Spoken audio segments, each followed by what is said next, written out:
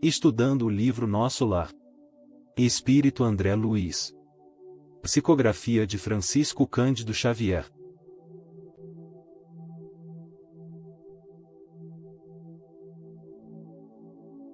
Considerações iniciais. Começamos agora o capítulo 6, e nesse momento esperamos que todos estejam percebendo as imensas riquezas que esse livro nos traz. Nosso modo de viver na Terra, muitas vezes nos faz embobecer, nos faz ficarmos infantiloides e com a desculpa, seja da educação, do zelo, do modo doce de nos conduzirmos, às vezes criamos em nós uma barreira para enfrentar a verdade. Nós gostamos de ser coitados, já notaram? Porque se alguém te pergunta se você vai bem, aí. Ah, eu estou mal, dói aqui, dói ali e dói lá. Existem pessoas que fazem disto um modo de se sentirem queridas, e então, quando ela está mal, todo mundo se preocupa com ela, todo mundo telefona, quer saber como está, pergunta pelo seu estado e ela se sente importante. Então, continua sempre má, seu estado de saúde nunca melhora e se melhora de uma coisa, piora de outra. Agora para essas pessoas assim, ficar bem é um problema, porque elas têm receio de que não tendo do que reclamar, ninguém mais vai gostar dela, ninguém mais vai telefonar ou vai se incomodar com seu estado. E aqui vamos ver como que o mundo espiritual trata estas coisas, e olha, é surpreendente imaginarmos que pessoas deste tipo de conduta na Terra, que vão continuar a ser assim do lado de lá, que adoram falar de si mesmo. Já notaram que tem pessoas que não adianta você começar uma conversa, contando um assunto, que ela sempre rouba o assunto para ela, porque o dela é pior, o dela é mais bonito, o dela é mais importante, e você que foi lá para contar já tem que ficar ouvindo. Então, segurem-se nas cadeiras, pois André Luiz vai nos trazer uma linda lição. Capítulo 6. Precioso aviso. No dia imediato após a oração do crepúsculo, Clarencio me procurou em companhia do atencioso visitador. Fisionomia a irradiar generosidade, perguntou abraçando-me: "Como vai, melhorzinho?" Esbocei o gesto do enfermo que se vê acariciado na terra, amolecendo as fibras emotivas. No mundo, às vezes, o carinho fraterno é mal interpretado. O atencioso visitador aqui é Lísias e também mais uma vez observamos que em todo crepúsculo, tem prece coletiva em nosso lar. Percebemos que é um hábito na colônia, e que todos deveríamos incorporar isso nas nossas vidas, o hábito da oração, em momentos certos, em momentos determinados. Por que em uma hora específica? Porque passamos a mensagem para o nosso cérebro, incorporando mais fácil esse hábito, e com a presença de amigos e mentores espirituais que se habituarão com nossas rotinas e virão auxiliar. Imaginem uma cidade inteira, milhões de pessoas ao mesmo tempo, todos os dias. Imaginem o poder dessa colônia, a força que se irradia dessa colônia espiritual. Encontramos aqui também uma infeliz verdade: às vezes aqui na Terra, o gesto de carinho fraternal não é interpretado como deveria ser, porque as pessoas levam tudo para o lado sexual. Aqui nesse mundo qualquer ação de carinho pode ser interpretado com a conotação de sexualidade e isso atrapalha o fluxo da fraternidade, da pureza, da amizade e do respeito. Obedecendo ao velho vício, comecei a explicar-me, enquanto os dois benfeitores se sentavam comodamente a meu lado. Não posso negar que esteja melhor. Entretanto, sofro intensamente. Muitas dores na zona intestinal. Estranhas sensações de angústia no coração. Nunca supus fosse capaz de tamanha resistência, meu amigo. Ah, como tem sido pesada a minha cruz. Agora que posso concatenar ideias, creio que a dor me aniquilou todas as forças disponíveis. Percebam aqui, a que caminho André Luiz se dirigiu, vejam que caminho ele tomou. Ele entrou no vitimismo e na queixa desenfreada. Entrou na energia da queixa e do vitimismo. Ele que já experimentara momentos tenebrosos nas regiões mais densas do umbral, e que agora estava acolhido, fazendo um tratamento numa enguia, com cama arrumada, lençol limpinho e recebendo as visitas constantes de amigos como o Clarencio e Lísias, ainda ficou se lamentando. Havia melhorado 1000% suas condições, mas mesmo assim não reconhecia sua real situação. E assim, o que ele está falando? A sua situação se comparar agora que ele está no hospital, que está sendo tratado, já sabe qual que é o problema e já sabe a causa do problema, e em relação à condição anterior, ele estava muito melhor. Porque, quando não sabemos a causa do problema, não sabemos a causa do mal, dá para entender e justificar. Por que ficamos pensando assim? O que será que está acontecendo? O que será que eu tenho? Nesse caso não. Aqui ele já estava totalmente informado de qual era o seu problema. O problema era o seu desregramento durante a vida física, sabia exatamente o que estava acontecendo, ou seja, ele estava páreo porque vivia essa situação. E que não era uma condição gratuita, era uma situação que ele conhecia perfeitamente a causa e já havia melhorado.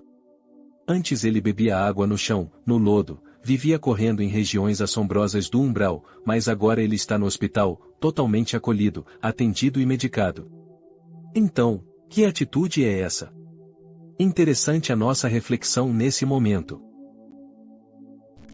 Clarencio ouvia atencioso, demonstrando grande interesse pelas minhas lamentações, sem o menor gesto que denunciasse o propósito de intervir no assunto.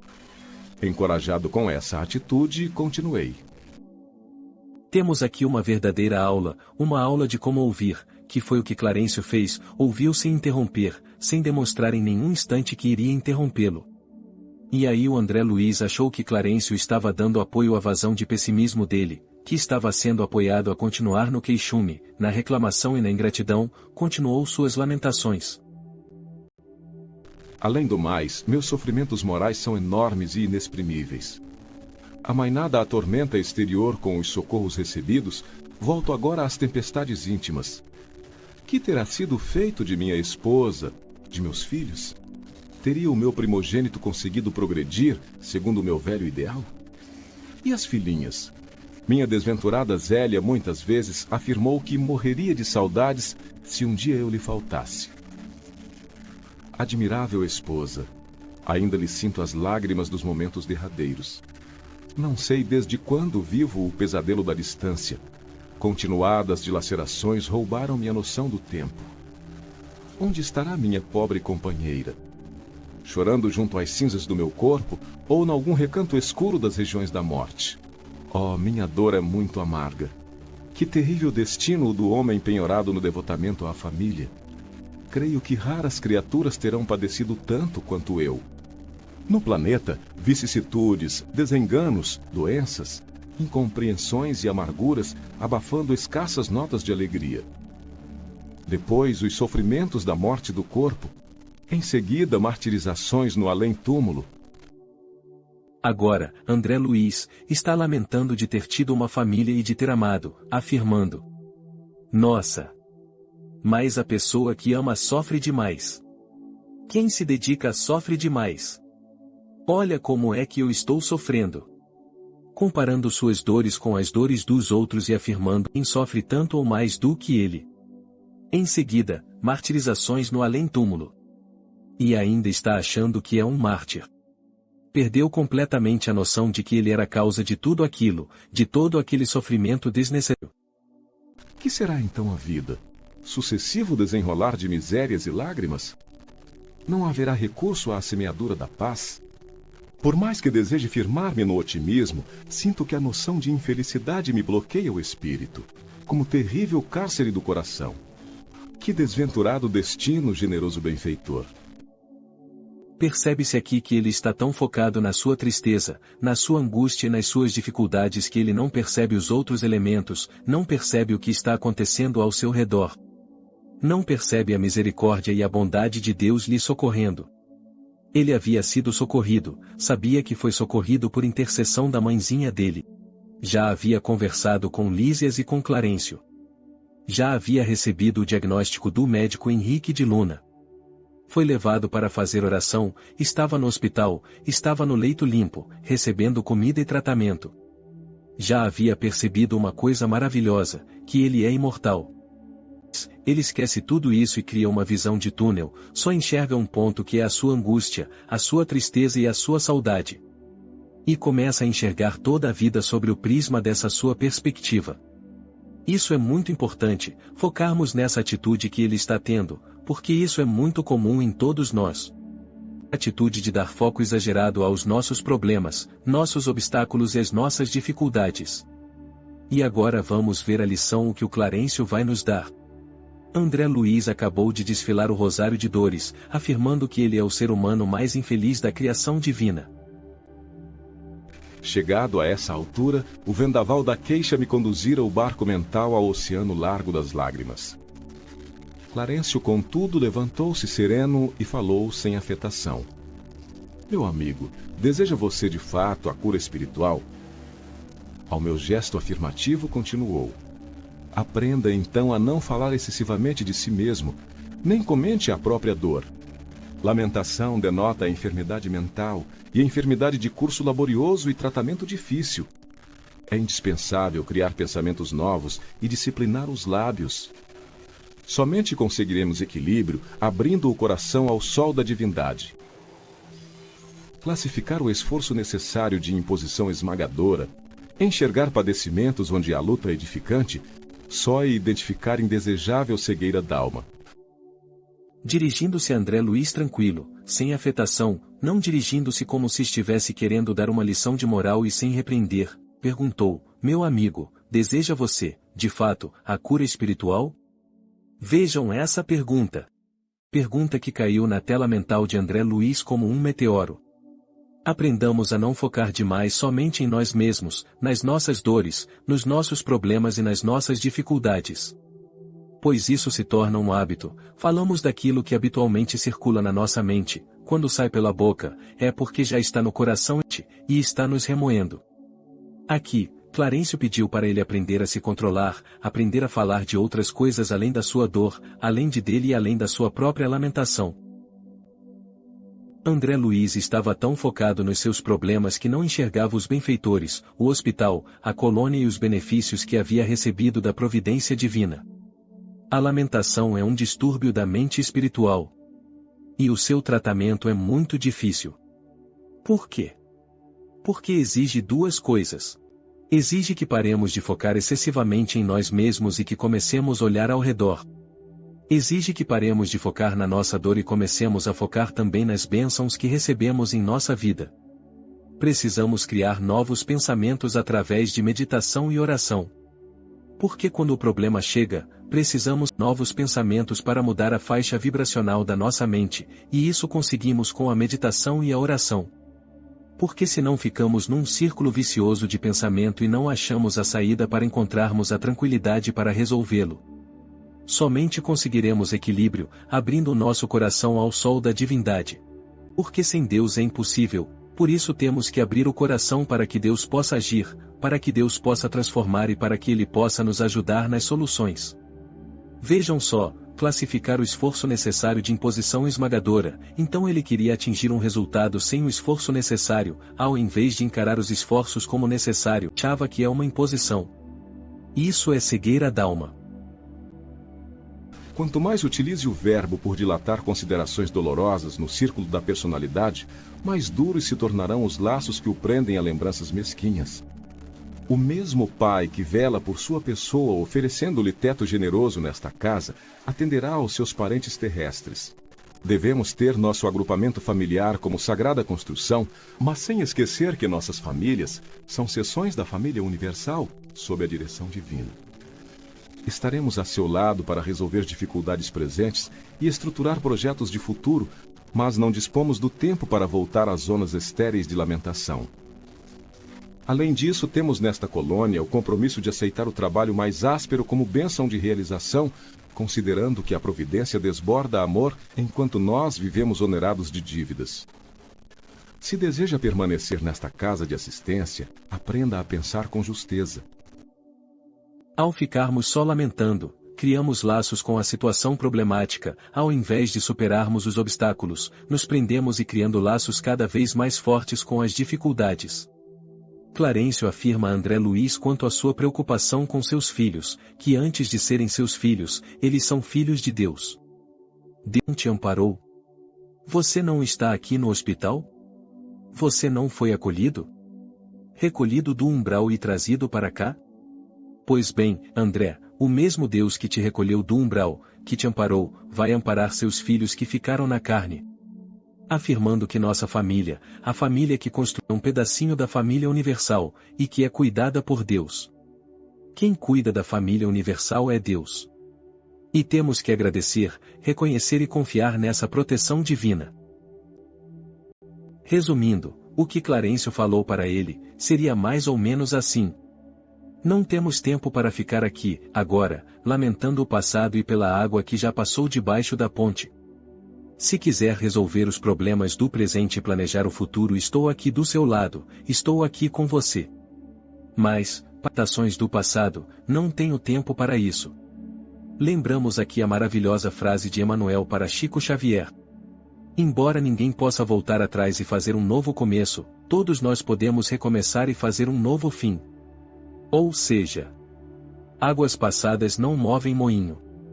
Não adiarmos lamentando o que já foi, devemos olhar para o passado com a intenção de aprender para não repetir os erros, para não voltarmos a cometer os mesmos desatinos. Sendo assim, o passado é professor, o passado é mestre. Ele ensina, ele educa, ele nos mostra aquilo que não funcionou e nos mostra aquilo que funcionou. Aquilo que é aconselhável, aquilo que devemos repetir. E não ficar indefinidamente lamentando sobre o passado. Ficar indefinidamente sofrendo com o passado. Isso não conduz ninguém a nada, e o presente se chama presente. Porque ele é uma dádiva de Deus. E temos que usar o presente para construir um novo futuro. Para corrigir, para retificar, para construir novamente e para erguer os nossos sonhos. Para arquitetar a nossa tão sonhada felicidade. Construindo assim sobre as bases sólidas das palavras do Mestre, sobre as bases sólidas das lições do Cristo. É isso que temos que fazer, agarrado no presente com foco no futuro.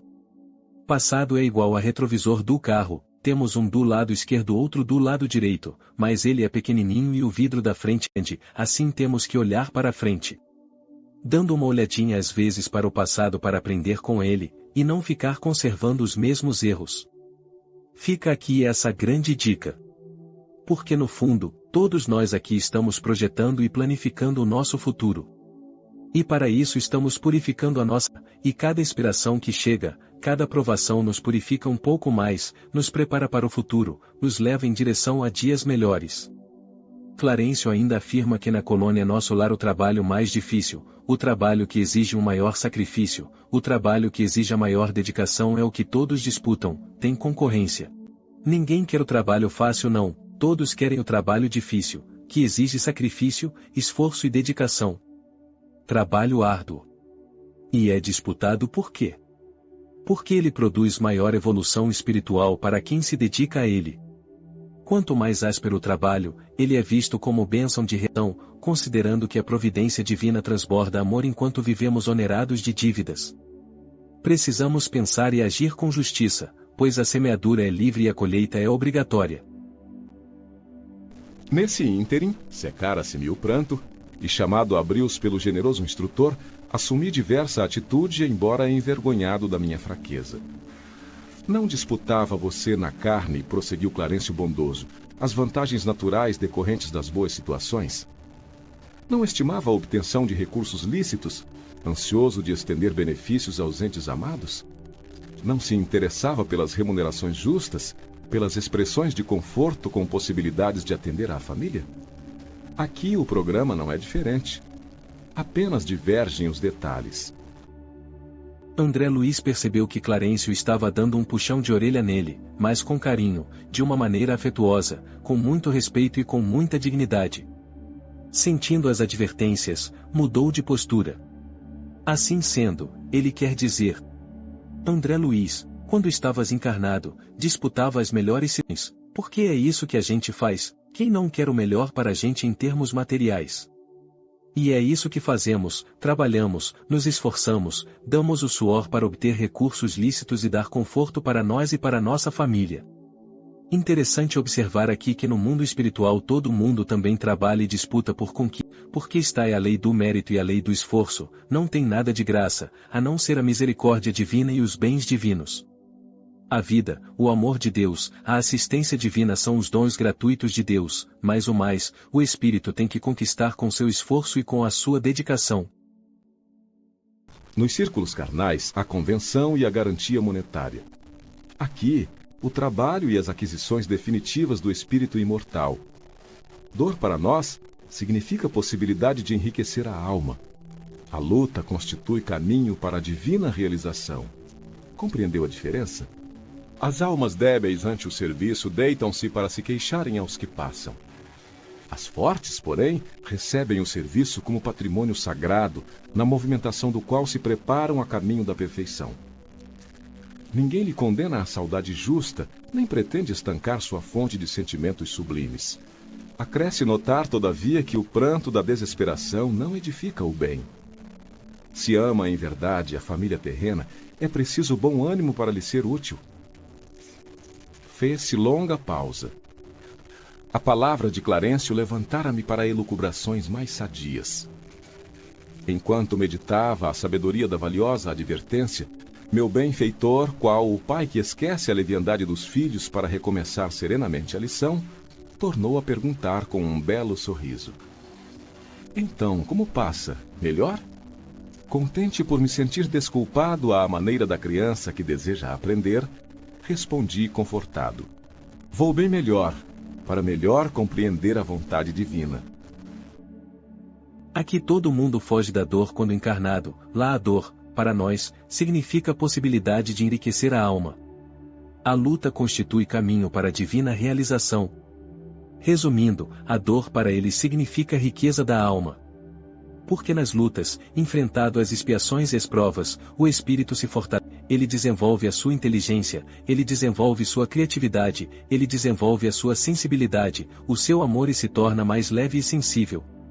Vejam que frase forte do Clarencio. As almas débeis, ante o serviço, deitam-se para se queixarem aos que passam. Os fortes, porém, recebem isso como patrimônio sagrado, na movimentação do qual se preparam, a caminho da perfeição. Nesse momento Clarencio deu fim ao vitimismo de André Luiz. Pois, vitimismo é deitar na estrada e ficar lamentando enquanto as almas fortes estão passando, sofrendo, trabalhando, lutando e se aperfeiçoando. De deitar no chão e se esconder na lama, temos que levantar e caminhar, erguer a cabeça e caminhar sempre. Todos nós por lá também receberemos serviços, porque serviço é um patrimônio sagrado. Quanto mais difícil pareça, mais honrados nos sentiremos e mais aquisição espiritual conquistaremos. Clarencio não estava julgando André por seus sentimentos de saudades, porque sentir saudades é justo, maravilhoso e faz parte do amor, pois só sente saudades quem ama. Não estava querendo julgar seus sentimentos pela sua família, seu amor pelos seus entes queridos, estava sim alertando que o pranto excessivo não edifica o bem. Ou seja, dor e saudade são naturais, mas desespero não. O Espiritismo é o Consolador prometido por Jesus? É. Mas por quê? Ele tira a dor da gente? Não. Ele tira as nossas expiações? Não. Ele afasta as provas que temos que passar? Não. Então, Consolador é esse? Ele não tira a dor, ele não tira a luta que temos que passar, ele não tira o trabalho, ele não tira a expiação, ele não tira as provas. Quem ele consola? Sabe o que ele tira? O desespero. O Consolador prometido tira o desespero. Porque ele esclarece e enche o nosso coração de confiança de que Deus vai agir e de que virão dias melhores. No final dessa lição André Luiz falou: vou bem melhor para melhor compreender a vontade divina. Assim, vamos todos melhores para melhor compreender a vontade divina a respeito da nossa vida. O segredo é descobrir qual é a vontade de Deus a meu respeito, não a respeito do outro. Ficamos querendo saber qual é a vontade de Deus a respeito da vida dos outros, não. Tenho que saber a respeito da minha vida, o que Deus quer de mim, o que Ele reservou para mim, as lutas, as provas, as expiações, as lições, os preços, as dádivas e alegrias, o que Ele reservou para mim e compreender que nós sempre estamos sendo fortalecidos, aprimorados para que conquistemos a nossa perfeição espiritual tão almejada. Considerações finais. Esse capítulo nos faz refletir muito na lei de causa e efeito, pois quando falamos sobre a lei de causa e efeito, só prestamos atenção no efeito. E o efeito é o que? A expiação e a prova, isso é efeito. Mas, poucos de nós, Pensamos nas causas, focamos muito no efeito que é feito. Quando chegam as dores, quando chegam os desafios da vida, nos focamos totalmente nesse desafio, mas raros de nós se dispõem a refletir sobre as causas. O que na minha individualidade, o que no meu comportamento, o que nas minhas escolhas geraram esse efeito? Por exemplo, uma pessoa passou por uma dificuldade, de relacionamento familiar ou profissional, no momento da dor a pessoa fica apavorada e começa a pensar: por que aconteceu isso comigo? Por que Deus fez isso comigo? Mas ela se esquece que no passado ela escolheu e semeou. Assim, ela teve a oportunidade de escolher a semente e falou: não vou plantar rosas, não, vou plantar espinhos para prejudicar essa pessoa, vou ferir, vou fazer isso. Escolheu o espinho, a dor, a infelicidade do outro. E aí colhe as consequências de seus atos. Quais são as causas e o que nos leva a contrair débitos? O que é que os Espíritos nos ensinam no Evangelho segundo o Espiritismo e no Livro dos Espíritos? Egoísmo e orgulho. O que é o egoísmo? Pensar somente na nossa felicidade, pensar somente no nosso bem-estar, pensar somente no nosso prazer. Estamos tendo prazer? Que me importa o outro? Está sendo vantajoso? Que me importa o outro? Essa é a essência do egoísmo. O egoísta quer a sua felicidade? É claro. Ele quer o prazer? É claro. Ele quer o conforto? É claro que ele quer o seu bem-estar. Só que ele quer só para si. Sendo assim, o egoísmo e bem-estar, felicidade e prazer para si. E o outro? O outro? É problema do outro, o outro que me importa. Se formos ao nosso passado espiritual, descortinaremos a história do nosso egoísmo, e agora estamos aqui tentando aprender a semear felicidade para nós e para os outros. Precisamos construir um projeto de felicidade, mas uma felicidade que seja boa para mim e para todos que estão ao meu redor. Não pode ser uma felicidade boa só para mim, tem de ser para todos. Recordemos sobre as leis morais que no fundo, pode ser resumido em amar a Deus sobre todas as coisas e amar ao próximo como a si mesmo.